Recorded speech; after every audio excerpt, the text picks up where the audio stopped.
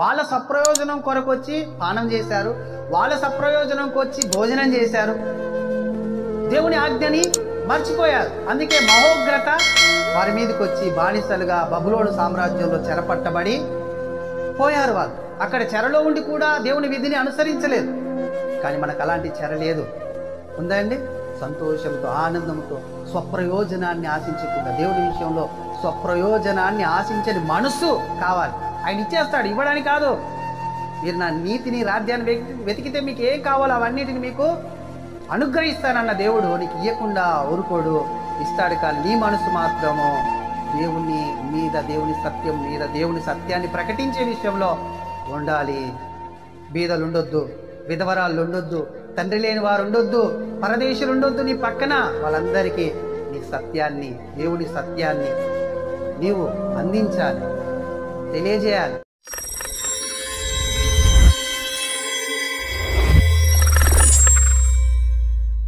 స్తోత్రములు తండ్రి, మహాపరిశుద్ధుడైన మా పరలోకపు తండ్రి, నీ కుమారుడైన యేసుక్రీస్తు నామములో పరిశుద్ధాత్మ సహాయం చేత నీ పిల్లలం నీ కుమారుడి యొక్క పునరుద్ధాన దినమున నిన్ను ఆరాధించి స్తుతించడానికి ఇచ్చిన ఈ తరుణాన్ని బట్టి మీకు లెక్కింపలేని కృతజ్ఞతాస్తుతులు చెల్లిస్తుంటున్నాం దేవా. మరి సర్వలోక జీవాధిపతి మినిస్ట్రీలో నా తండ్రి, మరి యూట్యూబ్లో అయా వీక్షిస్తున్న నీ పిల్లల్ని కూడా మీరు దీవించి ఆశీర్వదించండి, నీ కృపలో భద్రపరచండి, వారి అవసరతల అక్కరలు తీర్చండి. వినిచుండగా వారిని నాయన నీ వాక్యం చేత స్పందింపచేసి హృదయాన్ని, మనస్సుని మార్చి నీ కృపలో నీ కుమారుడు రాకడకు సిద్ధపరచండి. అలాగున నాయన ఇక్కడ వింటున్న నీ బిడ్డలను కూడా స్పందింపజేసి నీ కుమారుడు రాకడకు సిద్ధపరచండి. ముఖ్యముగా ఈ ఉపదేశమును దీవించి, ఈ ఉపదేశమున కటంకంగా ఉన్న సమస్తాన్ని గద్దించి నీ కృపలో భద్రపరిచి నడిపించి మాయమ ఘనత ప్రభావాలు పొందుమని దాసుని ఆత్మతో నింపి మాతో మాట్లాడి మాయం పొందుమని అడుగుచు ఈ కొన్ని మనవులు నీ పాద సన్నిధిలో నుంచి నీ ప్రియ కుమారుడు ఈ లోకరక్షకుడు మా ప్రభు అయిన యేసుక్రీస్తు ప్రభు వారి పేరటి ప్రార్థన సమర్పిస్తున్నాము తండ్రి. Amen, amen, amen. దేవాది దేవుడు, సర్వోన్నతుడు, సర్వాధికారి, సర్వశక్తిమంతుడైన దేవునికి మహిమ కలుగునుగాక. కొడుకున్న నా సహోదరి సహోదరులకు నా హృదయపూర్వక వందనాలు, శుభములు తెలియజేస్తూ ఉంటున్నాను. మన వాక్యంలోనికి వెళ్ళినట్లయితే పోయిన వారం మనం ధ్యానించిన పాఠం గుర్తుందా? నీతిమంతులకు కలుగు లాభం ఏమిటి? నీతిమంతులకు కలుగు లాభం ఏమిటి అంటే 2 రకాల ఆశీర్వాదాలు నీతిమంతునికి ఉన్నాయి. అంటే లోకంలో దేవుణ్ణి ఎరగని వారికి ఒక రకమైన ఆశీర్వాదమే ఉంది అనేటట్లు మనము ధ్యానించాం. అంతేకాకుండా నీతిమంతుడు ఎలా ఉండాలి, 2 రకాల ఆశీర్వాదాలు, డబల్ బ్లెస్సింగ్ పొందాలంటే నీతిమంతుడు ఎలా ఉండాలి అంటే మనము కీర్తనల గ్రంథం 1వ అధ్యాయంలో చదివాం. ఏమని? దుష్టుడి మార్గములు, పాపుల ఆలోచనలు కదా, అపహాస్తులు కూర్చుండే చోట కూర్చొనక, నడవక, వాళ్ళని అనుసరించక నడవాలి. అలా నడిస్తే డబల్ బ్లెస్సింగ్ ఉంది అనేది మనం ధ్యానించడానికి దేవుడు కృప చూపించాడు. ఈరోజు కూడా ఒక అంశాన్ని పెట్టుకుని మనం దేవుని వాక్యాన్ని ధ్యానించడానికి ప్రయత్నం చేద్దాం. దేవుని పిల్లలు దేని కొరకు, దేవుని పిల్లలు దేని కొరకు పిలువబడ్డారు, దేవుని పిల్లలు దేని కొరకు ఏర్పరచబడ్డారు అనే ప్రశ్నని మనము ధ్యానిద్దాం. దేని కొరకు అని అంటే 2 ఉంటాయి, బైబిల్లో 2 ఉంటాయి. ఒకటి సత్యము కొరక, స్వప్రయోజనము కొరక. దేవుని పిల్లలు దేని కొరకు, సత్యం కొరక, స్వప్రయోజనం కొరక ఏర్పరచబడ్డది, పిలువబడ్డది అనే ఆలోచన మనము చేద్దాం. చాలా గొప్ప విషయాలని దేవుడు మనకు తెలియజేస్తాడు కదా. అసలు దేవుని పిల్లలు ఎవరు అనే మనకు ఒక ఆలోచన వస్తే, ఈ భూమి మీద ఉన్న వాళ్ళందరూ దేవుని పిల్లలేనండి.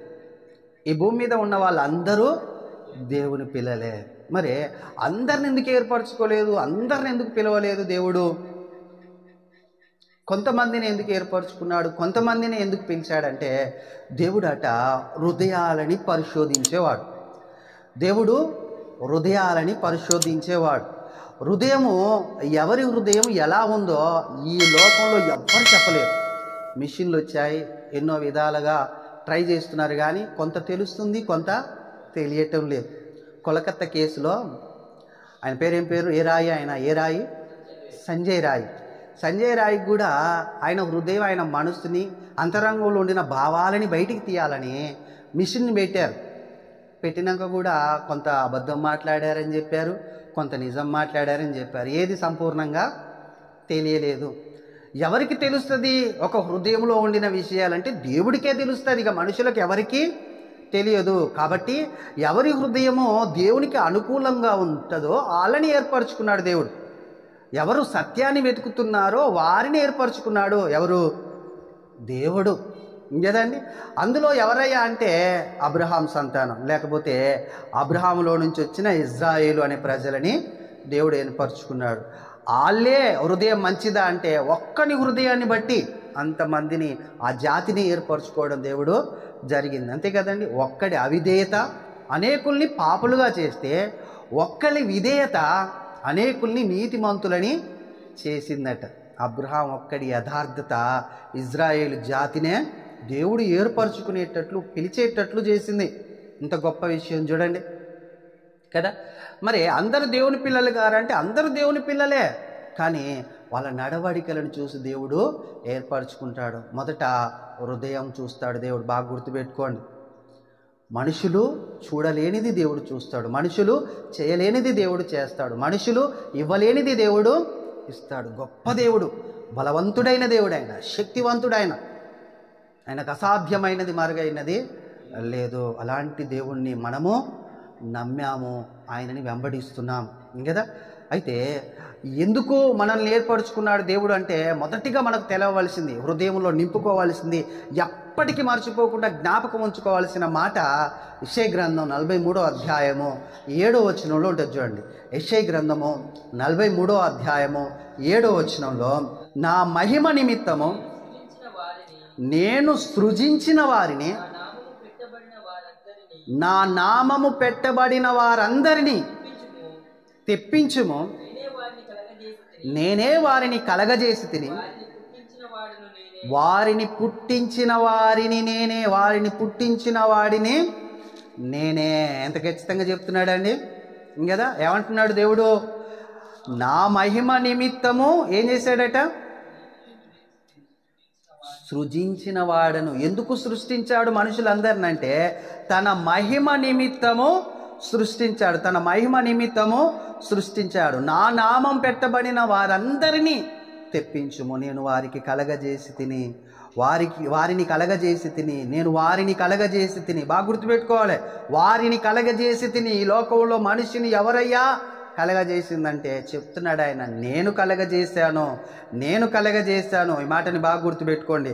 రాబోతున్న మనకు అంశాలలో ఈ మాట మనకు గుర్తుకు రావాలి కదా. వారిని పుట్టించిన వాడను నేనే, వారిని పుట్టించిన వాడను నేనే. కానీ వాళ్ళు ఎలా ఉన్నారు తెలుసా అండి? కింద చూడండి, కన్నులుండి అందులైన వారిని, చెవులుండి బాధిరులైన వారిని తీసుకొని రండి, సర్వజనులారా గుంపు కూడి రండి, జనములు కూర్చబడవలెను, వారిలో ఎవరు ఇట్టి సంగతులు తెలియజేయుదురు, పూర్వకాలమున జరిగినది ఎవరు మాకు వినిపించుదురు, తాము నిర్దోషులమని తీర్పు పొందినట్టు తమ సాక్షులను తేవలెను, లేదా విని సత్యమే అని ఒప్పుకోనవలెను. ఏదన్నా ఒకటి తేవాలి. నువ్వు నీతిమంతుడు అయితే ఇదిగో నేను నీతిమంతుడు అని చెప్పడానికి ఒక సాక్ష్యం తీసుకురా అంటున్నాడు దేవుడు. లేకపోతే నా సత్యముని విని దాని ద్వారా నువ్వు నీతిమంతుడుగా, లేకపోతే సత్యవంతుడుగా మారిపో అని దేవుడు తెలియజేస్తున్నాడు. ఎవరిని? తన పిల్లల్ని తను సృష్టించి తను పుట్టించిన పిల్లలను తన మహిమ కొరకు వాడితే వాళ్ళు ఏం చేశారు?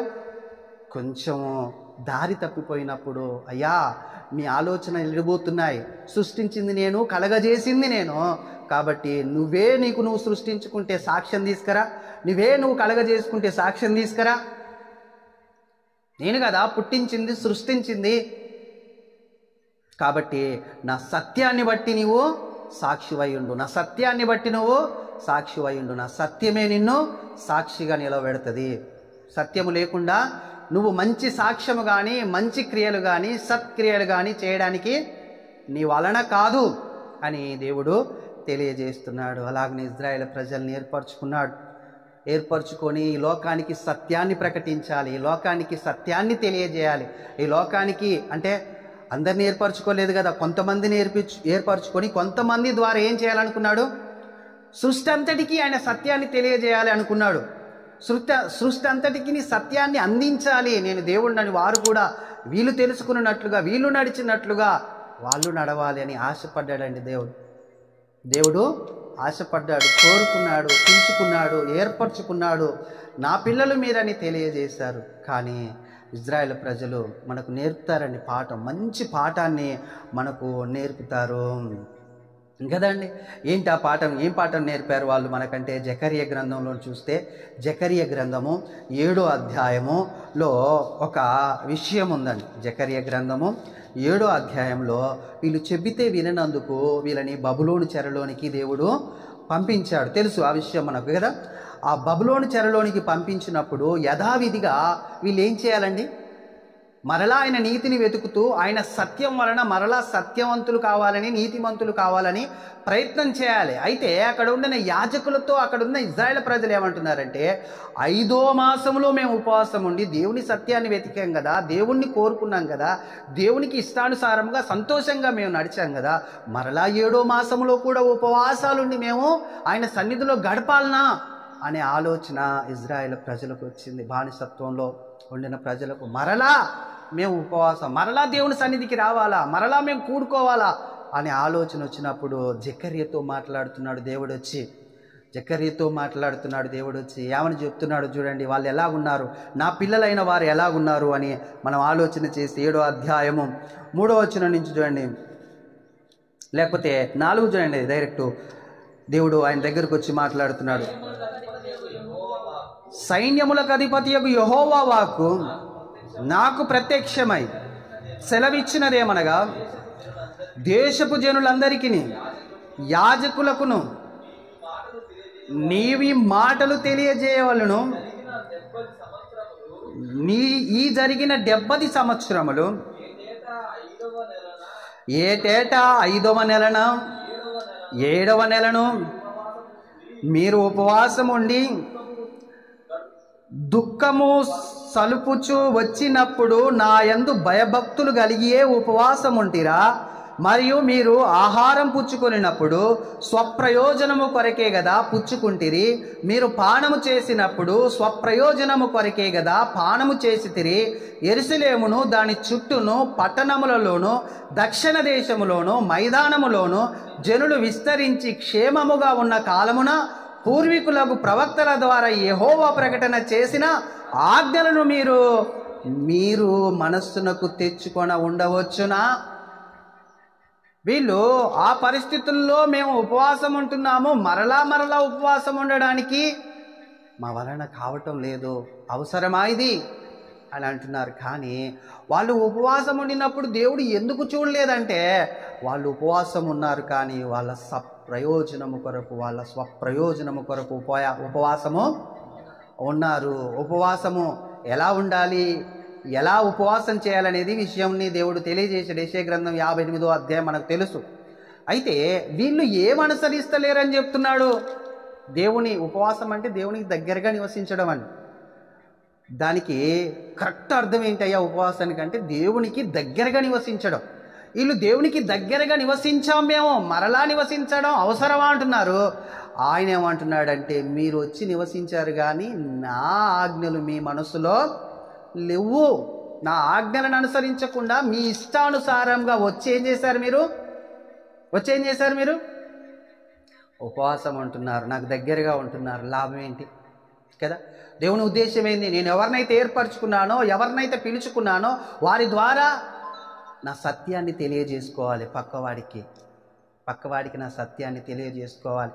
సృష్టి అంతా నా సత్యంలోనికి మార్చుకోవాలి నేనని దేవుని యొక్క ప్రణాళిక, అనాది కాల ప్రణాళిక కదండి. అది తెలియజేయకుండా, అది చెప్పకుండా కదా, ఆ పనిని నువ్వు చేయకుండా వచ్చేం చేస్తున్నావు అంటున్నాడండి ఇజ్రాయేల్ ప్రజల్ని. వచ్చేం చేస్తున్నావు? నువ్వు నా దగ్గర నివసిస్తున్నావు, అది అవసరమా? ఆజ్ఞలను మర్చిపోయావు కదా. ఆజ్ఞ ఏంటిది? సత్యం. ఆజ్ఞ ఏంటిది? నీ దేవుడైన యెహోవాని పూర్ణ హృదయంతో నువ్వు ఆరాధించాలి, నిన్ను వాళ్ళని పొరుగువాన్ని ప్రేమించాలి. ఈ మర్చిపోయారు. ఈ జ్ఞాపకం చేసుకోకుండా వీటిని వదిలేసి వచ్చి దగ్గరగా నివసిస్తున్నారు. చూడండి, వాళ్ళ ద్వారా మనం ఒక పాఠం నేర్చుకుంటున్నాం. ఇజ్రాయేల్ ప్రజలతో దేవుడు ఏం మాట్లాడుతున్నాడు? వాళ్ళు ఎలాగున దేవుణ్ణి అనుసరిస్తున్నారు, వాళ్ళు ఎలాగున దేవుని వెంబడిస్తున్నారు, దేన్ని మర్చిపోయారు? దేన్ని బట్టి నీ సాక్ష్యం ఉండాలంటున్నాడు ఆయన. సత్యాన్ని బట్టి నీ సాక్ష్యం ఉండాలి. లేకపోతే నీ ఉద్దేశాన్ని బట్టి నువ్వు గొప్ప సాక్ష్యం ఏమైనా ఉంటే నా ఎదుటికి తీసుకురా అంటున్నాడండి. యెషయా గ్రంథం 43వ అధ్యాయంలో మనం చదివాం. ఇప్పుడు ఆ మాటని జ్ఞాపకం చేసుకోండి. ఆయన మనల్ని పుట్టించి మనల్ని కలగజేసి తన మహిమ కొరకు అని చెప్పి, ఆ మహిమ ఎలా వస్తుందంటే నీ ద్వారా సత్యాన్ని నేను ప్రకటించాలి, ఆ ఆజ్ఞలను నీకు ఇచ్చాను, ఆ ఆజ్ఞలను నువ్వు శిరసా వహించి అనేకులకు తెలియజేయాలి కదా. తెలియజేయకుండా ఇంకేం చేస్తున్నారు తెలుసా అండి? వాళ్ళు ఇంకేం చేస్తున్నారు చూడండి 8వ వచనంలో. మరియు యెహోవా వాక్కు జకర్యకు ప్రత్యక్షమై సెలవిచ్చినదేమనగా, సైన్యములకు అధిపతియగు యెహోవా ఇలాగు ఆజ్ఞ ఇచ్చుచున్నాడు, సత్యమును అనుసరించి తీర్పు తీర్చుడి, ఒకరి యందొకడు కరుణా వాత్సల్యము కనుపరుచుకొనుడి, విధవరాన్లను తండ్రి లేని వారిని పరదేశులను దరిద్రులను బాధ పెట్టకుడి, మీ హృదయముల యందు సహోదరులతో ఎవనికి కీడు చేయదలచుకుడి. అయితే వారు ఆలకింపనొల్లక మూర్ఖులై వినకుండా చెవులు మూసుకొనిరి. ధర్మశాస్త్రమును పూర్వీకులైన ప్రవక్తల ద్వారా సైన్యములకు అధిపతియగు యెహోవా తన ఆత్మ ప్రేరణ చేత తెలియజేసిన మాటలను తాము వినకుండాన్నట్లు హృదయములను కురివిందము వలె కఠినపరుచుకొనిరి గనుక సైన్యములకు అధిపతియగు యెహోవా యొద్ద నుండి మహోగ్రత వారి మీదికి వచ్చెను. ఎందుకు వచ్చింది మహోగ్రత? దేవుడు సృష్టించి పుట్టించుకున్న తన పిల్లల కొరకు, తన మహిమ కొరకు పుట్టించుకున్న తన పిల్లల మీదికి మహోగ్రత ఎందుకు వచ్చింది? దేవుని మహోగ్రత ఆలోచన చేయాలి. దేవుని సన్నిధిలో ఇవన్నిటిని మన హృదయంలో నింపుకోవాలి. ఆ మహోగ్రత నుంచి తప్పించబడేది ఎలా అంటే ఆజ్ఞలను మర్చిపోకూడదు అంటున్నాడు. ఆజ్ఞలను మర్చిపోయారు మీరు. నిన్ను వల్ల నీ పొరుగువాడిని ప్రేమించే విషయంలో ఎవరున్నారెక్కడ? నీ పొరుగువాడంటే ఆయన అంటున్నాడండి, దరిద్రులు ఉన్నారెక్కడ, పరదేశులు ఉన్నారెక్కడ, ఇంకా విధవరాళ్ళు ఉన్నారెక్కడ, ఇంకా తండ్రి లేని వారు ఉన్నారు. విధవరాళ్ళు, తండ్రి లేని వారు, దరిద్రులు, పరదేశులు మీ మధ్యలో ఉన్నారు. వారిని ఏం చేయాలి? మీరు ఏం చేయాలి? వారు సత్యాన్ని తెలియజేయాలి కదా, సత్యాన్ని అందించాలి కదా. ఇక్కడనైతే సత్యం అండి, అక్కడేందో తెలుసా? యెహోవా సన్నిధిలోనికి వాళ్ళట బలులు తీసుకురావాలట. మంచి శ్రేష్టమైన బలులు తీసుకొచ్చి వధించి అనేకులను పిలిచి యెహోవా సన్నిధిలో సంతోషించుదాం, మనం భోజనం చేసి రండి అని పిలిచి వారిని కూర్చోబెట్టి యెహోవా యొక్క ప్రేమ, యెహోవా యొక్క వాత్సల్యత, సత్యంలో ఉండిన విలువలని వారికి తెలియజేయాలి అని విధి పెట్టాడు దేవుడు ఇజ్రాయేల్ ప్రజలకు. అది మర్చిపోయారు. మర్చిపోయి ఏం చేస్తున్నారు? వాళ్ళ ఇష్టానుసారంగా దేవుని దగ్గరకు వచ్చి ఉండడానికి ప్రయత్నం చేశారు. కాబట్టి వాళ్ళ ఉద్దేశాలని రాయించాడు. ఎందుకు? మనం విని బుద్ధి తెచ్చుకొని అలా ఉండకూడదనమాట అని తెలుసుకోవడానికి. అంత గొప్ప దేవుడు చూడండి, మనకి ఎన్ని ఆలోచనలు పుట్టిస్తున్నాడో, మనల్ని ఎంతగా ప్రేరేపిస్తున్నాడో సత్యాన్ని అనుసరించి నడిచి మనము సాక్షులం అవ్వటానికి. ఎంత గొప్ప దేవుడు చూడండి. ఇలాగ చెప్పేవాళ్ళు ఉంటారండి, చెప్పి 2 రోజులు వినకపోతే వదిలేస్తాం. కానీ మన చేతికి అందించాడు. నీకు ఎనీ టైం ఎప్పుడైనా తీసి చదువుకుంటే నీకు వచ్చేస్తుంది ఏంటిది? జ్ఞానం. తెలుస్తుంది ఏంటిది? సత్యం. గ్రహిస్తావు ఏంటిది? దేవుని ఆజ్ఞలను. అలాగున్న గ్రంథాన్ని మనకు ఇచ్చాడండి. బీద వాళ్ళ గురించి దేవుని ఉద్దేశం ఏంటి? బీదలు, అక్కడ ఉండిన దరిద్రులు, తండ్రి లేనివారు, పరదేశులు. ఈ 4 గుర్తుపెట్టుకోండి. బీదలు, తండ్రి లేనివారు, వెధవరాళ్ళు, పరదేశులు. ఇలా 4 గుర్తుపెట్టుకోండి. ఇలా 4 పట్ల దేవుని ఉద్దేశం ఏంది? అనాది కాలం నుంచి దేవుని ఉద్దేశం ఏందో నిర్గమాకాండము 22వ అధ్యాయము 21 నుంచి, నిర్గమాకాండము 22వ అధ్యాయము 21 నుంచి 24 వచనాల వరకు వాళ్ళ పట్ల దేవుని ఉద్దేశం ఏంటో మనము ధ్యానం చేద్దాం. పరదేశిని విసికించవద్దు. ముఖ్యంగా ఏంటంటే దేవుని ఉద్దేశం, పరదేశిని విసికించవద్దు, బాధింపవద్దు. మీరు ఐగుప్తి దేశములో పరదేశులై ఉంటిరి కదా, విధవరాలునైనను దిక్కులేని పిల్లలనైనను. ఏందటండి దేవుని ఉద్దేశం? సరేండి, వాళ్ళ గురించి ఎలా రాయించాడు. కానీ వీళ్ళు ఏది మర్చిపోయారు? అదే మర్చిపోయారు. జకర్యా గ్రంథం ఆయన ఏం పెట్టాడు విధి? పరదేశుల్ని, బీదవాళ్ళని, ఇంకా విధవరాళ్లను మీరు బాధ పెట్టకూడదు. వారు నీ చేత ఏ విధమునైనను బాధ నొంది నాకు మొరపెట్టిన ఎడల నేను నిశ్చయముగా వారి మొరను విందును, నా కోపాగ్నిని రవులుకొని మిమ్మును కత్తి చేత చంపించెదను. మీ భార్యలు విధవరాన్లగుదురు, మీ పిల్లలు దిక్కులేని వారగుదురు అంటున్నాడు దేవుడు. చూడండి అలా ఉద్దేశం ఎలాగుందో, వాళ్ళ పట్ల దేవుడి ఉద్దేశం ఎలా ఉందో చూడండి. ఆ సత్యాన్ని తెలియజేసే విషయంలో దేవుడు పెట్టిన విధిని మర్చిపోయి వీళ్ళు కరుణ లేదు, వాత్సల్యత లేదు. జకర్యా గ్రంథంలో అన్నాడండి, మీరు సత్యాన్ని బట్టి తీర్పు తీర్చండి. మీకు గడ్స్ ఉంటే, అంటే మీ గుండెల్లో దమ్ముంటే, నీ గుండెల్లో సత్యం ఉంటే, ఇంకా మంచిగా చెప్పాలని సత్యాన్ని బట్టి తీర్పు తీర్చండి. కరుణ వాత్సల్యతను బట్టి తీర్పు తీర్చండి అన్నాడు. కానీ వీళ్ళు ఎలా తీర్పు తీర్చున్నారు? వీళ్ళని పట్టించుకోవట్లేడు, పక్కకేసేసారు. వీళ్ళకి దేవుడు ఏమి ఇచ్చాడు? ఇజ్రాయేల్ ప్రజలకు పాలు తేనెలు ప్రవహించు కనాను దేశాన్ని, సమృద్ధి. ఆ సమృద్ధిలో నుంచి నువ్వేం చేయాలి? నీకు ఇచ్చిన ఆ సమృద్ధిలో నుంచి బీదలను, వెధవరాలను, తండ్రి లేని వారిని, పరదేశులని నువ్వేం చేయాలి? ఇప్పుడు రండి ద్వితోపదేశ కాండంలోనికి. ఈయన విధి అన్నమాట ఇది. ఇప్పుడు ద్వితోపదేశ కాండంలో, ద్వితోపదేశ కాండం 12వ అధ్యాయము 5వ వచనం. మీ దేవుడైన యెహోవా మీ సమస్త గోత్రములలో తన నామమును స్థాపించుటకును నివాస స్థానముగా ఏర్పరచుకొను స్థలమును వెతికి అక్కడికే యాత్రలు చేయుచుండవలెను. గుర్తుపెట్టుకోండి ఇశ్రాయేలు ప్రజలారా, నీ దేవుడైన యెహోవాని ఎక్కడ స్మరిస్తున్నారు, ఎక్కడ జ్ఞాపకం చేసుకుంటున్నారో మీరు అందరు కలిసి ఎక్కడికి వెళ్ళాలి? అక్కడికే వెళ్ళాలి, అక్కడికే వెళ్ళాలి. చూడండి, అక్కడికే మీరు మీ దహన బలులను, మీ బలులను, మీ దశమ భాగములను ప్రతిష్ఠితములుగా మీరు చేయు నైవేద్యములను, మీ మొక్కుబడి అర్పణలను, మీ స్వేచ్ఛ అర్పణలను, పశువులలోను గొర్రె మేకలలోను తొలుచూలు వాటిని తీసుకొని రావలను. మీరును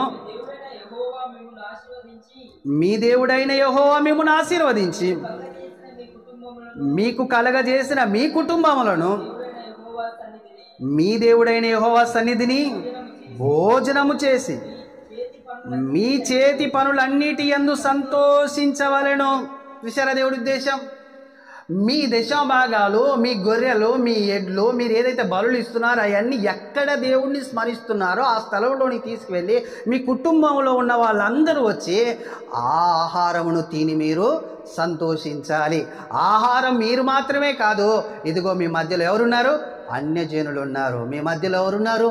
విధవరాళ్ళు ఉన్నారు. మీ మధ్యలో ఎవరున్నారు? తండ్రి లేని వారు ఉన్నారు. మీ మధ్యలో ఎవరున్నారు? బీదలు ఉన్నారు, దరిద్రులు ఉన్నారు, పరదేశులు ఉన్నారు కదా. వీళ్ళందరినీ ఏం చేయాలి? తీసుకొచ్చి కూర్చోబెట్టుకొని వాళ్ళకు కూడా నువ్వు భోజనం పెట్టాలి. దేవుడి యొక్క విధి అని.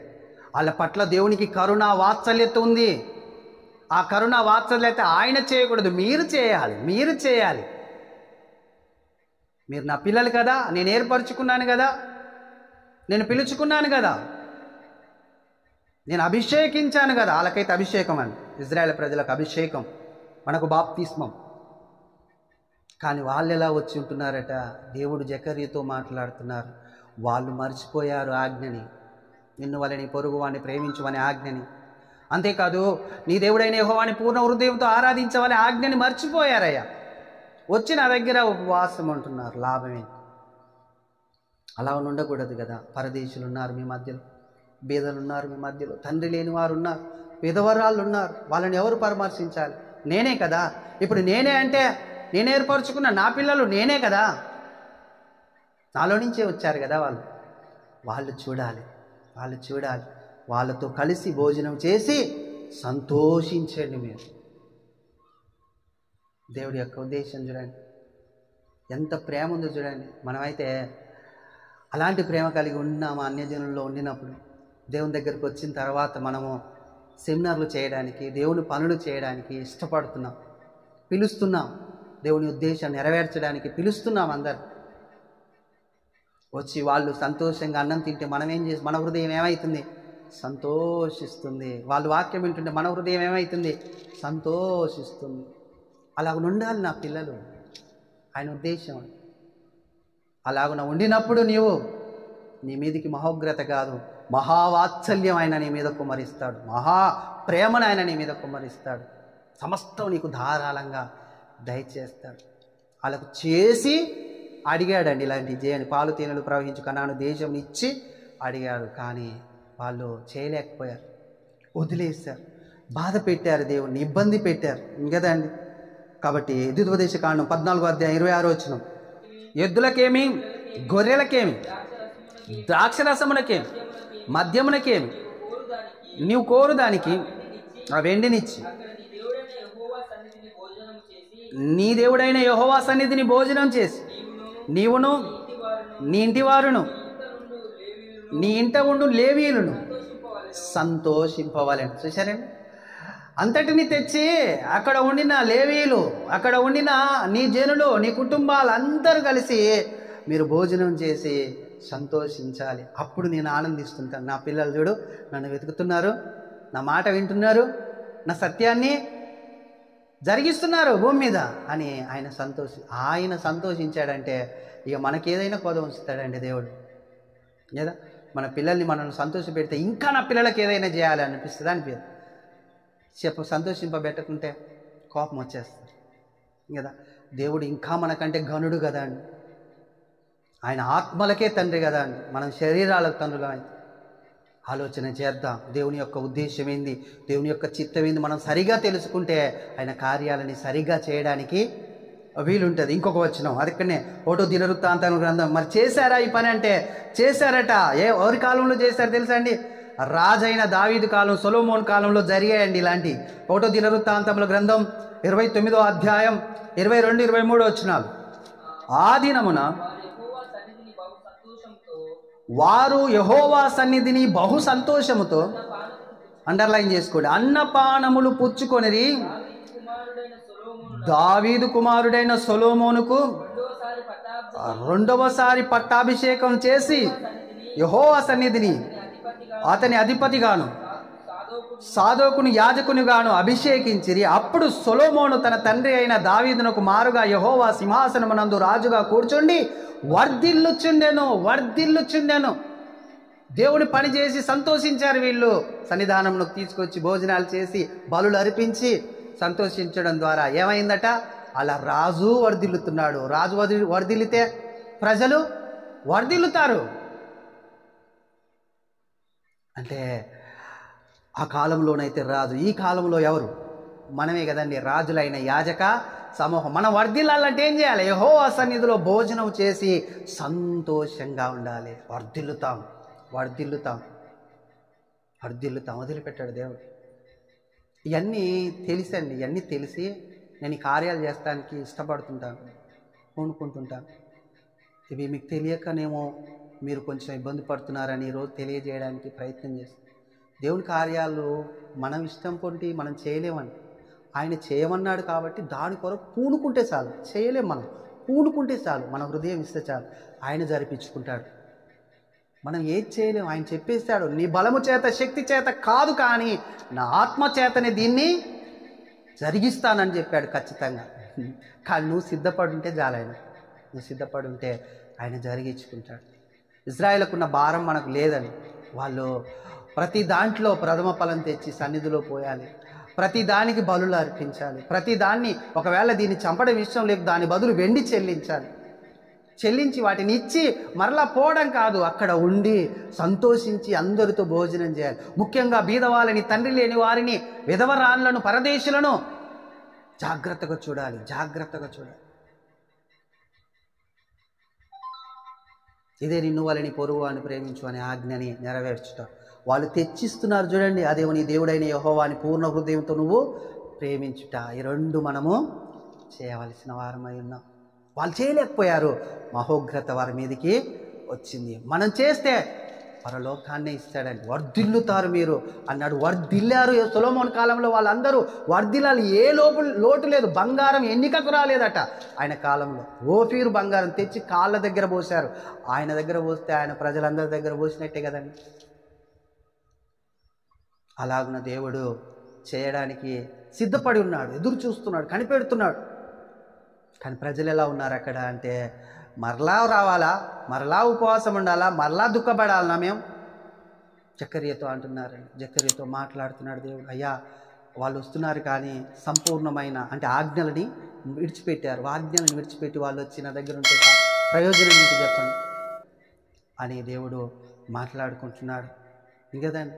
ఆయన ప్రతిదీ తెలియజేస్తున్నాడు, ఆయన ప్రతిదీ మనకు తెలియజేస్తున్నాడు. అయితే ఇప్పుడు మనం ఎలా ఉండాలి కదండి? ఇదంతా ఇజ్రాయేల్ ప్రజలకు వర్తించేది. ఇప్పుడు మనం ఎలా ఉండాలి? అసలు ఈ బీదల్ని, ఈ విధవరాళ్ళని, ఈ తండ్రి లేని వారిని ఎలా చూడాలి మనం? వీళ్ళు ఎవరు? వీళ్ళు అసలు ఇంతకు ఎవరు? వీళ్ళు ఏర్పరచుకున్నాడు కదా దేవుడు కొంతమందిని. ఏర్పరచబడని వాళ్ళలో ఉన్న వాళ్ళు వీళ్ళని గ్రహించాలి.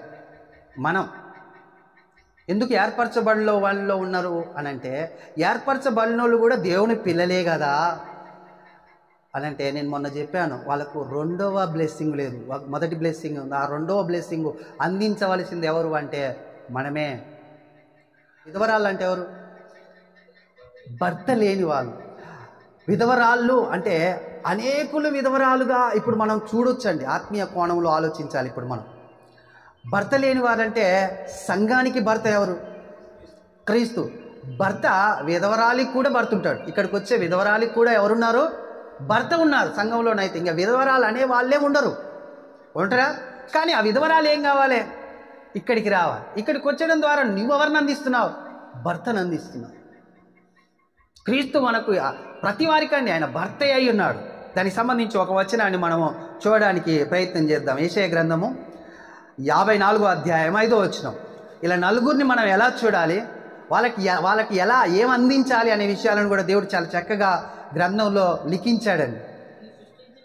నిన్ను సృష్టించిన వాడు నీకు భర్త అయి ఉన్నాడు, సైన్యములకు అధిపతి యెహోవా.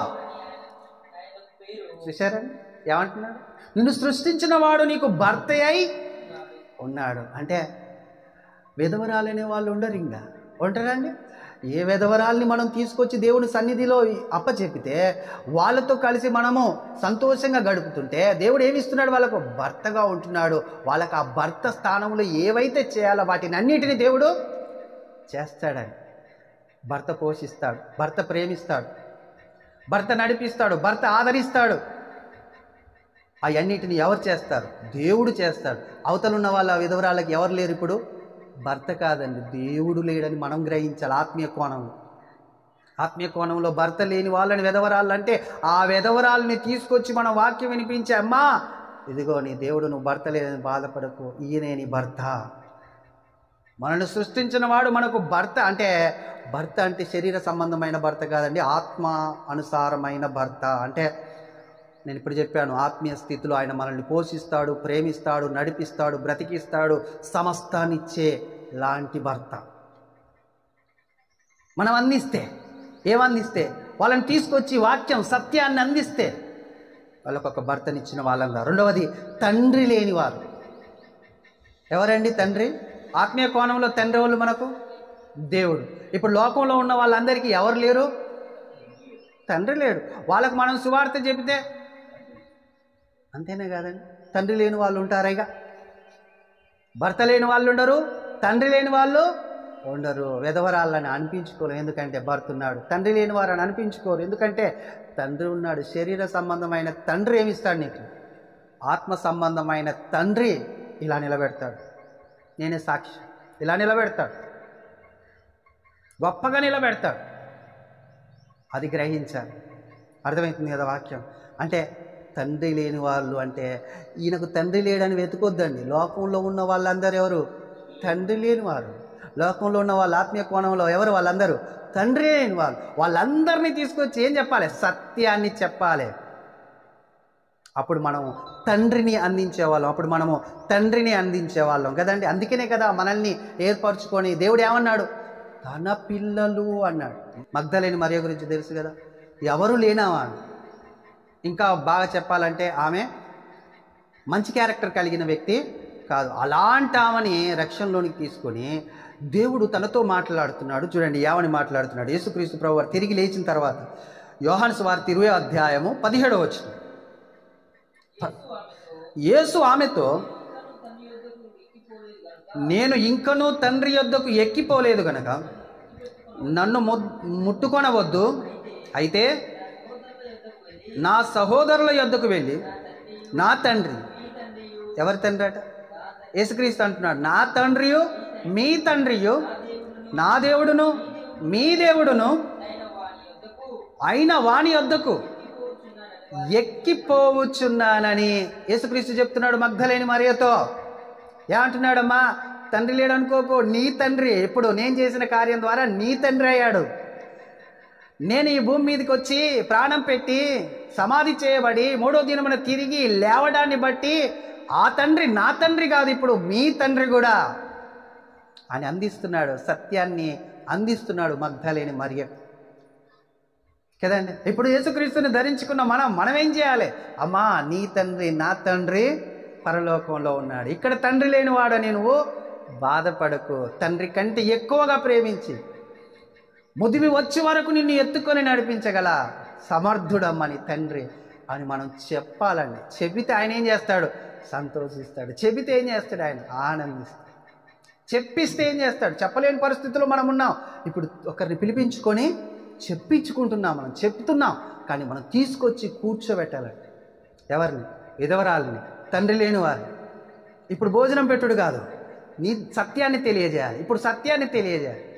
ఆ ప్రక్రియలోనే, ఆ క్రమంలోనే కాస్త మనం శరీరానికి సంబంధించిన ఆహారం కూడా పెడుతున్నాం అంతే. అది కూడా శ్రేష్టమైంది పెట్టాలన్న ఆలోచన. ఎందుకంటే ఆయన శ్రేష్ఠుడు. భర్త లేని వారికి భర్త అయ్యాడు, తండ్రి లేని వారికి తండ్రి అయ్యాడు. ఆహారం పెట్టలేడా దేవుడు? అది మన ద్వారా పెట్టించలేడా దేవుడు అని మనము ఆలోచన చేయాలి. మగ్ధలేని మరియ అందరూ వెలివేసి తోసేసిన వ్యక్తి అని ఆ వ్యక్తికి తండ్రిని ఇస్తున్నాడు. అమ్మా, నీ తండ్రి, ఇప్పుడు నీ తండ్రి నా తండ్రి. ఒకప్పుడు ఆయన తిరిగి లేవందాక తండ్రి ఏమై ఉన్నాడు? తండ్రి ఏమై ఉన్నాడంటే ఆయన మహోగ్రత ఈ లోకం మీదకి వచ్చే అవకాశం ఉంది. యేసుక్రీస్తు చనిపోయి తిరిగి లేచి తేనే ఆయన కోపం చల్లారుతుంది, ఆయన మహోగ్రత చల్లారుతుంది. ఎందుకంటే పాపం చేసి దేవుడు అనుగ్రహించి మహిమని పొందలేక తన పిల్లల మీద కోపం ఉంది దేవుడికి. ఆ కోపాన్ని చల్లార్చడానికి దేవుడికి మనకు మధ్యవర్తిగా యేసుక్రీస్తు ప్రభువారు ఈ భూమి మీదకి వచ్చి ప్రాణం పెట్టి మనల్ని ఆయన చేయితో కలిపాడని, సంధి చేశాడు ఆయనకు మనకు. అలాంటి కృప ఇచ్చి మనకు చెప్పేసి, ఇప్పుడు నువ్వు నా సహోదరుల దగ్గరికి వెళ్ళి చెప్పు. ఏం చెప్పాలి? ఇప్పుడు దేవుడు మన తండ్రి అయ్యాడని చెప్పు. తండ్రి లేడని బాధపడకండి. ఎవరు లోకంలో తండ్రి ఉన్నాడు, మనకు గొప్ప తండ్రి అని యేసుక్రీస్తు ప్రభువు చెప్పి వెళ్ళిపోతుంది. ఉంటారుగా తండ్రి లేని వారు. మనం ఉండి ఇక్కడ తండ్రి లేని వాళ్ళు అనుకుంటున్న వాళ్ళని తీసుకొచ్చి చెప్పించకపోతే తండ్రి లేడు అనుకుంటారు వాళ్ళు. దేవునికి బాధ వేస్తుంది, ఇబ్బంది వేస్తుంది. ఇది రెండవది. విధవరాలు అయిపోయింది, తండ్రి లేని. దరిద్రులు. దరిద్రులు ఎవరండి? దరిద్రులు ఎవరు? యేసుక్రీస్తు ప్రభువారు ఏమై ఉన్నాడు? మహాదైశ్వర్యం గలవాడై ఉన్నాడు. మహాదైశ్వర్యం గల యేసుక్రీస్తుని ధరించుకుంటే అందరూ ఐశ్వర్యం కలిగిన వాళ్ళే కదా. దరిద్రులు ఉంటారా? దరిద్రులు అంటే మీకు ఒకటి చెప్తానండి. పేదలు, నిరుపేదలు, దరిద్రులు. అంటే పేదలంటే కొంచెం మామూలుగా ఉన్నోళ్ళు. నిరుపేదలంటే ఇంకెక్కువ తక్కువ స్థితి, ఇంకా చాలా తక్కువ స్థితి. అదే దరిద్రులు అయితే మొత్తం ఏం లేదు. ఇక వాళ్ళకు ఏం లేని స్థితిలో ఎవరున్నారు తెలుసా? లోకంలో ఉన్న వాళ్ళు ఉన్నారండి. యేసుక్రీస్తుని సరిగ్గా మనం ధ్యానిస్తే లోకంలో, ఈ లోకం కనబడుతున్న ఐశ్వర్యం కానీ, ఈ లోకంలో ఉండిన ధనభోగాలు, భాగ్యాలు కానీ అన్నీ నశించిపోయాయి. అన్నీ విడిచిపెట్టి వెళ్ళిపోవాలి. కానీ ఆయనను ధరించుకున్న వాళ్ళు ఎక్కడికి వెళ్తారు? మహా ఐశ్వర్యంలోనికి వెళ్తారు. గొప్ప స్థితిలోనికి వెళ్ళబోతున్నారు వాళ్ళు కదా. దరిద్రులని భాగ్యవంతులుగా చేసే గొప్ప కృప మనకు అందించాడండి దేవుడు. ఈ లోకంలో దరిద్రులే ఉండరు. దరిద్రులు ఉండకుండా చేయాలన్నదే దేవుడి ఉద్దేశం కదండి. గలతీ పత్రికలో చూడండి, ఒక మాట ఉంది. గలతీ పత్రిక 3:27 విశ్వాసం వలన దేవుని కుమారులై ఉన్నారు. బాగినాలే. క్రీస్తులోనికి బాప్తిస్మం పొందిన మీరందరూ క్రీస్తుని ధరించుకున్నారు. క్రీస్తుని ధరించుకున్నారు అంటే ఈ దరిద్రులు అనేవారు, ఈ లోకంలో దరిద్రులు అనేవాళ్ళు కూడా క్రీస్తుని ధరించుకున్నారంటే వాళ్ళు ఏమవుతారు? మహాదైశ్వర్యం ఉందండి క్రీస్తులో. బుద్ధి, జ్ఞానములు, సర్వ సంపదలు ఆయనలో గుప్తములై ఉన్నవి. అంటే దరిద్రులను కూడా మనం ఏం చేయొచ్చు? క్రీస్తుని ధరింపజేసి, అంటే ఐశ్వర్యం ధరింపజేసుకుంటున్నారు. ఇప్పుడు క్రీస్తుని కాదు, ఆ దరిద్రులు ఏం ధరించుకుంటున్నారు? ఐశ్వర్యాన్ని. మహా ఐశ్వర్యం, మహాదైశ్వర్యం. చూడండి, మహాదైశ్వర్యం అనే మాట ఎఫెసీ పత్రిక 2వ అధ్యాయము 6-7 వచనాల్లో చూడండి. ఈ దరిద్రులకు వాక్యం చెప్పి వాళ్ళని ధనవంతులుగా చేసే కృప దేవుడు మనకు అందించాడండి. యేసుక్రీస్తునందు ఆయన మనకు చేసిన ఉపకారము ద్వారా, అండర్లైన్ చేసుకోండి అక్కడ, అత్యధికమైన తన కృపా మహాదైశ్వర్యం రాబోవు యుగములలో కనపరచు. ఎప్పుడటండి? ఇప్పుడు కాదట, అది రాబో యుగములలో కనుపరచు నిమిత్తం క్రీస్తు యేసునందు మనల్ని ఆయనతో కూడా లేపి, చూశారండి, పరలోకమందు ఆయనతో కూడా మనల్ని ఏం చేశాడు? కూర్చుండబెట్టాడు. ఏ స్థితిలో? మహాదైశ్వర్యముతో కూర్చుండబెట్టాడు దేవుడు. అర్థమవుతుందా? ఈ లోకంలో ఉన్న వాళ్ళందరూ ఆత్మీయ కోణంలో దరిద్రులు. ఈ మహాదైశ్వర్యం తెలియదు వాళ్ళకు. ఇప్పుడు మరలా ఇక్కడ మీరు దరిద్రుల్ని వెతకాలి, తండ్రి లేని వెతకాలి, భర్త లేని వారిని వెతకాలి అనేది కాదండి దేవుడి ఉద్దేశం. లోకంలో ఉన్న వాళ్ళందరూ అదే పొజిషన్లో ఉన్నారు. అందుకనే ఇజ్రాయేల్ ప్రజల మీదకి మహోగ్రత వచ్చింది. వారిని మీరు పిలిచి, సన్నిధులను పిలిచి, వారితో కలిసి భోజనం చేసి మీరు కరుణ వాత్సల్యతను బట్టి తీర్పు తీర్చవలను కదా. నా ఆజ్ఞలను మీరు మరిచి నా దగ్గరకు వచ్చి నివాసం చేయడం ద్వారా ఏమి లాభం మీకు? నా మహోగ్రత రావడం తప్ప అనే ఆలోచన దేవుడు తెలియజేస్తున్నాడు కదా.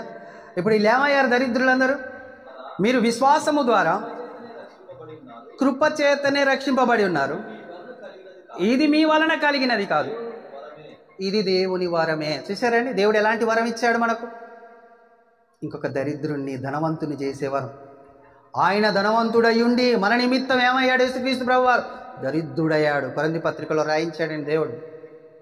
అలాంటి ధనవంతుణ్ణి ధరింపచేసే విషయంలో లోకంలో ఉన్న వాళ్ళందరూ ఎవరు అంటే తండ్రి లేని వారు, విధవరాన్లు, అంతేకాదు దరిద్రులు కూడా అయ్యున్నారనేది మనము జ్ఞాపకం చేసుకోవాలి. ఇంకెవరంటే పరదేశులు. ఈ లోకంలో పరదేశులు ఎవరయ్యా అంటే టక్కున చెప్పేది, కరెక్ట్గా చెప్పేది, వెంటనే చెప్పేది మనమే కదా. ఎందుకంటే మన పితరులు అన్నారు కదా అండి. మన పితరులు ఎవరు? అబ్రహాం గారు ఏమన్నారు? అయ్యా, నేను పరదేశిని కాబట్టి హేతు కుమారులారా నాకు కాస్త భూమిని ఇవ్వండి అని అడుక్కున్నాడండి. కానీ ఆ పరిస్థితుల్లో కనాను దేశంలో ఉండి పరవాసిగా ఉన్నాడు ఆయన. ఆయనకు దేవుడు ఇచ్చాడు ఆ దేశం, నీ పిల్లలకు నేను ఇస్తానన్న దేశంలో ఉండి కూడా ఆయన ఏమనుకున్నాడు? ఇది నాదని అనుకోలేదు, ఇది పరదేశి అనుకున్నాడు కదా. దేవుడు కూడా ఏం చెప్పాడు? మీరు శాశ్వత విక్రయం చేయకూడదు భూమిని, భూమి నాది, మీరు పరదేశులై ఉన్నారు ఈ భూమి మీద. లేవికాండంలో రాయించాడు. పరదేశులు ఎవరయ్యా అంటే మనం. ఇప్పుడు ఈ లోకంలో ఉన్న వాళ్ళు ఏమనుకుంటారు చెప్పండి? మాదే ఈ లోకం, మాదే ఈ లోకం. మరి సత్యం ఎవరు తెలియజేయాలి? వాళ్ళు మనమే తెలియజేయాలి కదండి. అందుకనే కదా మనల్ని ఆయన మహిమ నిమిత్తము పుట్టించాడు, కలగజేశాడని రాయించాడు. యెషయా గ్రంథం 43:7 మనం చదివాం. కాబట్టి మనం గ్రహించాల్సింది ఏంటంటే మనది ఈ దేశం కాదు, మనది ఈ లోకం కాదు, మనది ఇక్కడ ఉండే వాళ్ళం కాదు, పరలోకంలో ఉండేవాళ్ళం, ఉండబోతున్న వాళ్ళం. ఏ స్థితి తెలుసు? అది పౌరస్థితి మాకు ఉంది అంటాడు పౌలు గారు. చూద్దాం వచనం. ఫిలిప్పీ పత్రిక 3వ అధ్యాయం 20 వచనం. ఏ నివాసులో మనము ఆయన తెలియజేశాడండి తన భక్తుల ద్వారా. ఏది దాచించలేదు ఆయన మనకు. మన పౌరస్థితి పరలోకమందున్నది. అక్కడ నుండి ప్రభు అయిన యేసు క్రీస్తు అను రక్షకుడి నిమిత్తం కనిపెట్టుకొని ఉన్నాము. అంతేనా కాదండి? ఎక్కడుందట మన పౌరస్థితి? పరలోకమందుంది. అక్కడ ఎవరున్నారు? రక్షకుడు ఉన్నాడు అక్కడ. చెప్పాలి కదండి ఈ విషయం. ఎవరు చెప్పాలి? ఈ లోకం నాది అనుకుంటున్న వాళ్ళు. ఎవరాళ్ళు? అందరూ. ఇప్పుడు దేవుడు ఏర్పరచుకొని పిలువబడిన వాళ్ళు తప్ప అందరూ ఏమై ఉన్నారు? ఇక్కడే మాది, ఇదే మాది అనుకుంటున్న వాళ్ళందరికీ ఆత్మీయ విషయాలను మనము తెలియజేయాలి. అదే సత్యం. ఆ సత్యాన్ని అనుసరించి మీరు నడుస్తున్నారా? ఆ సత్యాన్ని అనుసరించి మీరు తీర్పు తీర్చుచున్నాడా? కరుణా వాత్సల్యము కలిగి మీరు నడుస్తున్నారా? నా దగ్గర వచ్చి కూర్చుంటున్నారు అని ఇజ్రాయేల్ ప్రజలతో దేవుడు తెలియజేశాడు. మనకు బాధ్యతనిచ్చాడు, మనకు ఒక భారాన్ని పెట్టాడు. మన మీద ఒక బరువు ఉంది. అది క్రీస్తులో తేలికది, అది క్రీస్తులో సులువైనది. చెప్పాడు ఆయన, నా భారభరితమైంది కాదయ్య, సులువైంది, తేలికైనది. నా భారాన్ని మీరు మోసుకోండి, తేలికగా మోయగలరు. మీ భారాన్ని తీసి నా మీద పెట్టండి అన్నాడు. ఆయన మీద పెట్టాం మనం, ఆయన భారాన్ని మనం ఎత్తుకున్నాం. కాబట్టి ఆయనలో ఉంటే ఇది భారంగా మనకు అనిపించదు. ఆయనని మన హృదయంతో ఆస్వాదిస్తే ఇది భారంగా అనిపించదు. హృదయాన్ని ఎరిగిన దేవుడు అండి కదా. 21 చదవండి.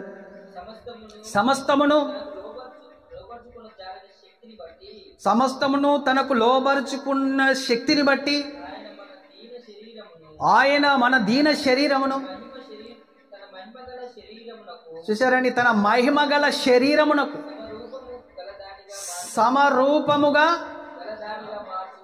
గలదానిగా మార్చును. దేని ద్వారా? రక్షణ ద్వారా. ఎక్కడుంది మన పౌరస్థితి? పరలోకమందుంది.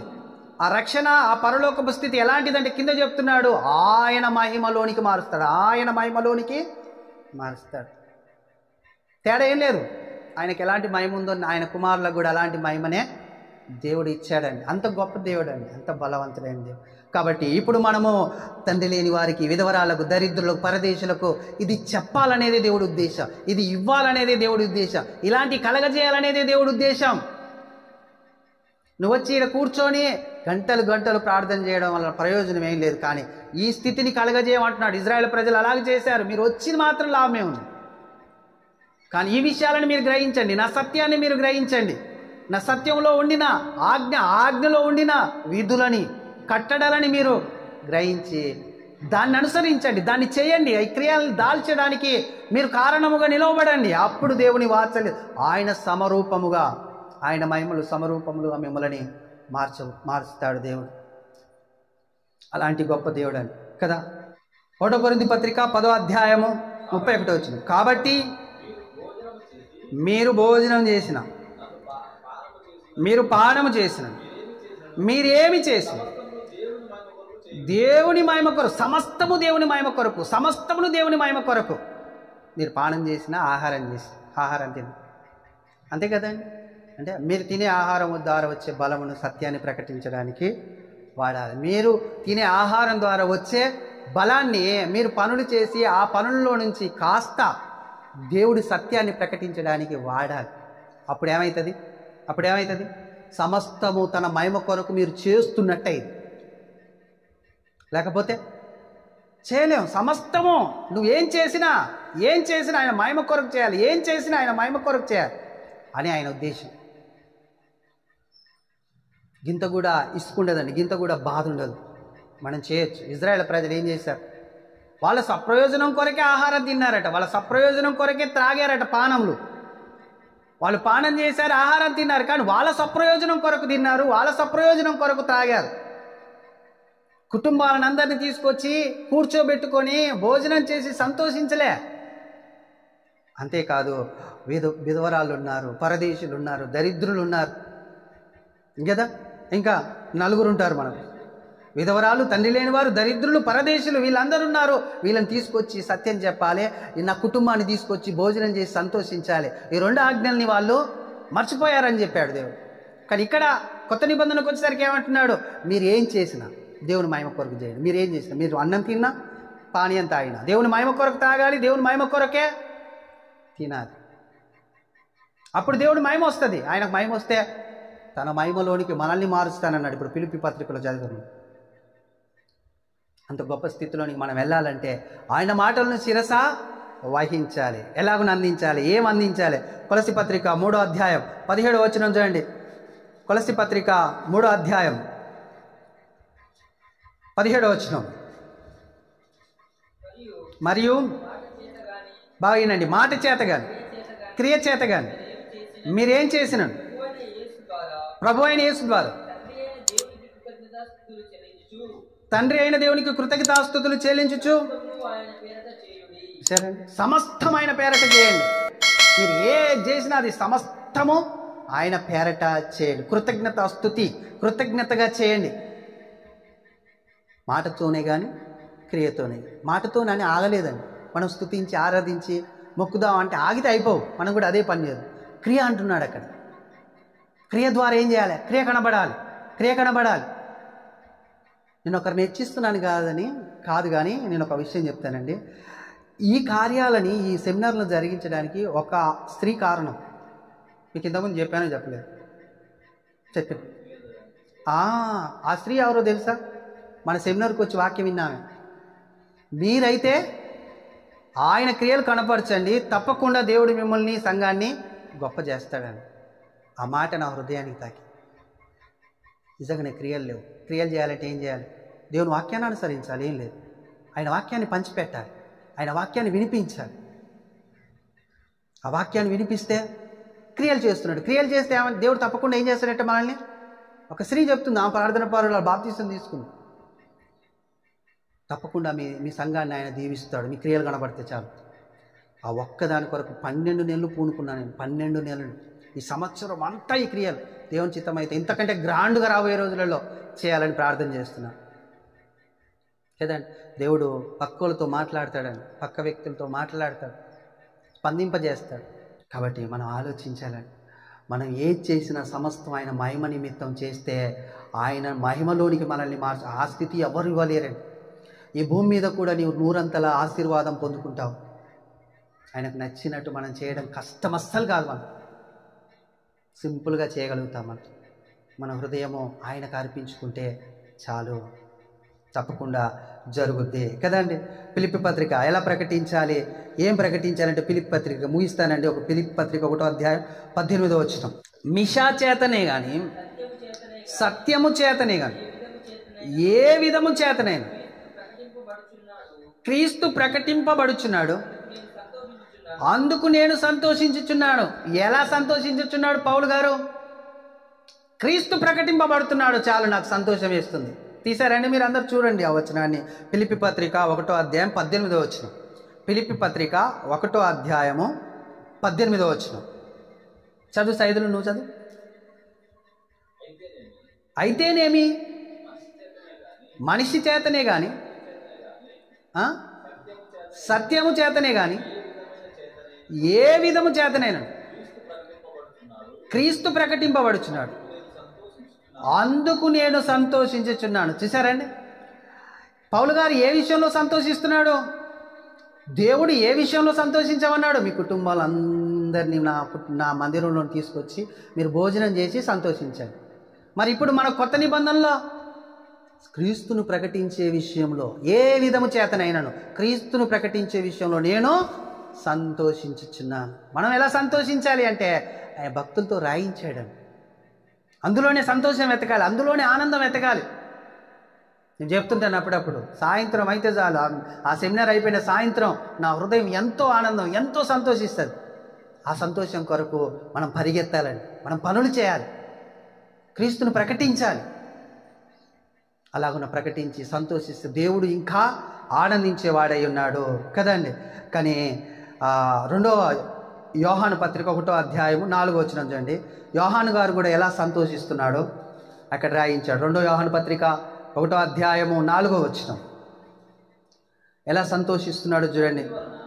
తండ్రి వలన మనము, బాగా వినాలి, ఆజ్ఞను పొందిన ప్రకారము నీ పిల్లలలో కొందరు సత్యమును అనుసరించి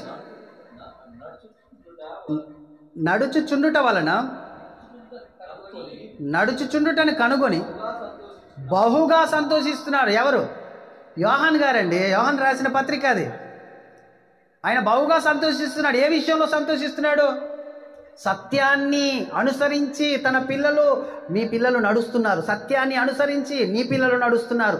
సత్యాన్ని అనుసరించి నీ పిల్లలు నడుస్తున్నారు.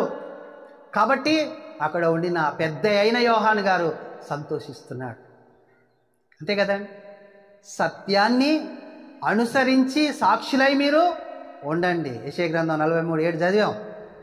లేకపోతే మీరు ఏదైనా తీసుకొచ్చి నా ఎదుట నిలబెట్టి, ఇదిగో దీని ద్వారా నేను మంచివాడిగా ఉన్నానని చెప్పండి, లేకపోతే అంటున్నాడు.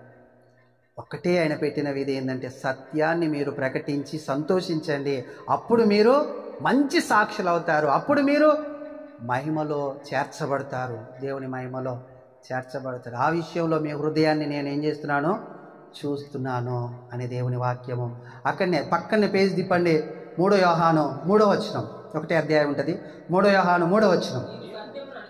నీవు సత్యమును అనుసరించి నడుచుకొనుచున్నావు గనుక సహోదరులు వచ్చి నీ సత్య ప్రవర్తనను గూర్చి సాక్ష్యము చెప్పగా విని ఎలా సంతోషిస్తున్నాడు, బహుగా సంతోషిస్తున్నాడు. సత్యమును అనుసరించి నడుచుకొనుచున్నారనే మాటలు విని సంతోషిస్తున్నాడు. ఆయనేమో ప్రకటించి, క్రీస్తు ఎలాగనైతే ప్రకటింపబడినా ఏం లేదు, మొత్తానికి ప్రకటింపబడాలి. ఆ ప్రకటింపబడటాన్ని బట్టి నేను సంతోషిస్తున్నాడు. ఈయన సత్యాన్ని అనుసరించడం బట్టి సంతోషిస్తున్నాడు. ఇందులో సంతోషం వెతకాలి, ఇందులో ఆనందం వెతకాలి. వర్ధిల్లుతావు. సొలొమోన్ గారిని వర్ధిల్లేటట్టు చేశాడట దేవుడు.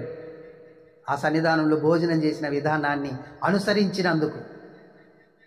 చూశారండి ఎంత గొప్ప స్థితి ఉందో. కానీ ఇజ్రాయెల్ ప్రజలు ఏం చేశారంటే స్వప్రయోజనాన్ని ఆశించారు. దేవుని దగ్గరకు స్వప్రయోజనాన్ని ఆశించకూడదు. దేవుని పిల్లలు దేని కొరకంటే సత్యము కొరక, స్వప్రయోజనం కొరక అంటే సత్యము కొరకే. సత్యములో సంతోషం ఉంది.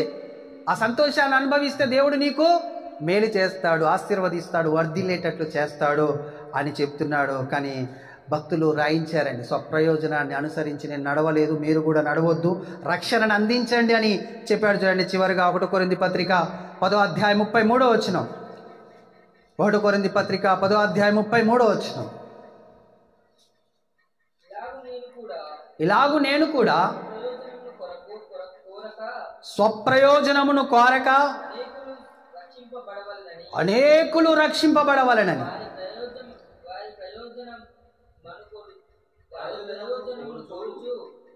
వారి ప్రయోజనమును కోరుచు అన్ని విషయములలో అందరినీ సంతోషపెట్టుచున్నాను. చూశారండి, మనం సంతోషపడమే కాదండి, ఎవరిని సంతోషపెట్టాలట, అందరినీ సంతోషపెట్టాలి, అందరినీ సంతోషపెట్టాలి. 10వ అధ్యాయం 33వ వచనం కదా, నేను చదువుతాను నేను మంచిగా. పౌలు గారు ఏమంటున్నారంటే, ఇలాగు నేను కూడా స్వప్రయోజనమును కోరక అనేకులను రక్షింపబడవలనని వారి ప్రయోజనము కోరుచు అన్ని విషయములలో అందరినీ సంతోష పెట్టించున్నాను. కానీ ఇజ్రాయేల్ ప్రజలు ఆ పని చేయలేదు. వాళ్ళ సప్రయోజనం కొరకు వచ్చి పానం చేశారు, వాళ్ళ సప్రయోజనంకి వచ్చి భోజనం చేశారు, దేవుని ఆజ్ఞని మర్చిపోయారు. అందుకే మహోగ్రత వారి మీదకి వచ్చి బానిసలుగా బబులోను సామ్రాజ్యంలో చెరపట్టబడి పోయారు. వాళ్ళు అక్కడ చెరలో ఉండి కూడా దేవుని విధిని అనుసరించలేదు. కానీ మనకు అలాంటి చెర లేదు, ఉందా అండి? సంతోషంతో, ఆనందంతో, స్వప్రయోజనాన్ని ఆశించకుండా, దేవుని విషయంలో స్వప్రయోజనాన్ని ఆశించని మనసు కావాలి. ఆయన ఇచ్చేస్తాడు, ఇవ్వడానికి కాదు. మీరు నా నీతిని, రాజ్యాన్ని వెతికితే మీకు ఏం కావాలో అవన్నిటిని మీకు అనుగ్రహిస్తానన్న దేవుడు నీకు ఇవ్వకుండా ఊరుకోడు, ఇస్తాడు. కానీ నీ మనసు మాత్రము దేవుని మీద, దేవుని సత్యం మీద, దేవుని సత్యాన్ని ప్రకటించే విషయంలో ఉండాలి. బీదలు ఉండొద్దు, విధవరాళ్ళు ఉండొద్దు, తండ్రి లేని వారు ఉండొద్దు, పరదేశులు ఉండొద్దు. నీ పక్కన వాళ్ళందరికీ నీ సత్యాన్ని, దేవుని సత్యాన్ని నీవు అందించాలి, తెలియజేయాలి. వారందరినీ తీసుకొచ్చి మందిరంలో కూర్చోబెట్టి వారందరితో కలిసి దేవుని యొక్క భోజనం ఇదే కదండి, ఆత్మీయ ఆహారం. మనుషుడు రొట్టె వలన మాత్రమే కాదు, కానీ దేవుడు మాట వలన, దేవుని మాట వలన ప్రతి మనిషి బ్రతుకుతాడు అనేది తెలియజేయాలండి. వాళ్ళకి తెలియదు ఈ విషయం, మనకు తెలుసు. అందుకనే దావీదు గారు అన్నారు, ఈ మాటనే నన్ను నడిపించుచున్నది, బాధల్లో నాకు నెమ్మదిచ్చుచున్నది అని చెప్పాడు. కాబట్టి ఈ మాటల్ని మనం అందించే విషయంలో వెనకడికి వేస్తే దేవుని మహోగ్రత ఇక్కడ ఏముండదండి. మహోగ్రత అంటే పాతాళంలోనికి వెళ్తాం. ఆయన సత్యాన్ని అనుసరించామనుకోండి, ఎక్కడికి వెళ్తాం? సంతోషించామనుకోండి, ఆయన సత్యాన్ని అనుసరించి సంతోషించి ఎక్కడికి వెళ్తాం? మహిమ అన్నాడండి ఆయన, నా మహిమలోనికి నేను మహిమని ఇస్తాను, నాతో సమానమైన పక్కన కూర్చుండబెట్టుకుంటానంటే ఏందండి? ఇక ఎదురు కాదు కూర్చుండబెట్టుకునేది, పక్కన కూర్చుండబెట్టుకుంటానంటున్నాడు. అంత గొప్ప స్థితి ఇచ్చినప్పుడు ఈ చిన్న పనులు ఎలాంటి చూడాలి తెలుసా అండి? ఈ కార్యాలను మనం అల్పమైనవిగా చూడాలి. మనకిచ్చే దాని ముందు మనం చేసే కార్యాలు అల్పమైనవి అలాగ చూడాలండి. దేవుని కార్యాలు తక్కువగా ఎంచాలి. మనకు వస్తున్న శ్రమల ఇబ్బందులు కూడా తక్కువగా పేతురు గారు అన్నారండి, ఏమన్నారు తెలుసా? ఆయన మనకు వాడబారని మహిమనియబోతున్నాడు. ఆ మహిమ ముందు ఎన్న తగని శ్రమలేపాటివి అన్నాడు. అంటే మనం ఆయన కార్యాలు చేసే విషయంలో, ఆయన సత్యాన్ని ప్రకటించే విషయం చిన్న చిన్న శ్రమలు రావచ్చు. వాటిని ఎన్న తగినవిగా అంటే తగనివిగా ఎంచాలి. అవి ఎన్నిక అయినవి కావు అని ఎంచుకోవాలి మనం. అంటే సులకన చేయాలి, నిర్లక్ష్యం చేయాలి, వాటిని దేవుని కార్యాన్ని గొప్ప చేయాలి, హెచ్చించాలి. 18, 17 తాతగారు మనకు టైం ఇచ్చారు. 20వ తారీఖు నాకు పని ఉంది, 18, 19 ఏదైనా ఒక రోజని. ఈసారి ఆయన సన్నిధంలో భోజనం చేసి సంతోషించలేకపోయిన ఇజ్రాయిల్లో మనం ఉండక, కొరింథీ పత్రికలో పౌలు గారు అంటున్నారు, మా స్వప్రయోజనం కొరకు కాక అనేకుల ప్రయోజనం కొరకు మేము పోరాడుతూ సంతోషిస్తున్నాము. ఇలా ఉన్న మనం ఉండి ఆయన మహిమను పొందుకోవడానికి ముందుకు కొనసాగుదాం. దేవుడి మాటలు దీవించి మన హృదయంలో ఉంచునుగాక. ఆమేన్. ప్రార్థన చేసుకుందాం. స్తోత్రములు తండ్రి, మా పరిశుద్ధుడైన మా పరలోకపు తండ్రి,